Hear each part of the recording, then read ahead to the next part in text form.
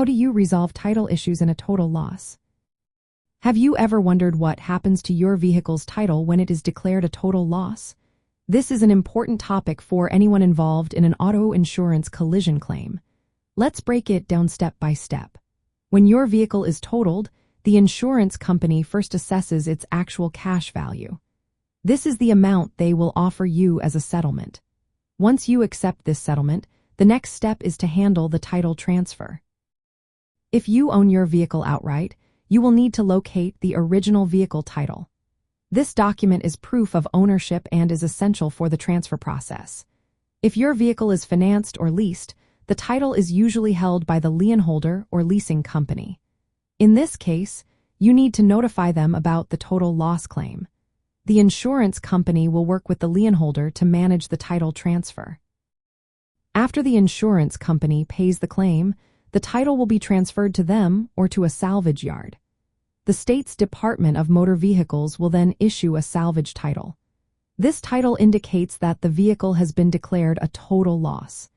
It is important to note that having a salvage title can impact the vehicle's future resale value and registration. If you decide to keep your totaled vehicle, the insurance company will adjust the settlement amount. You will need to apply for a salvage title in your name. This may require an inspection to ensure that the vehicle is safe to drive or repair. Accuracy is key in this process. Make sure all title transfer documents are completed correctly to avoid any delays. It is a good idea to consult with your insurance adjuster or claims professional before signing any forms related to the title transfer. Keep in mind that title transfer procedures can vary by state. Some states may require additional documentation or a total loss valuation report from the insurer to finalize the title transfer.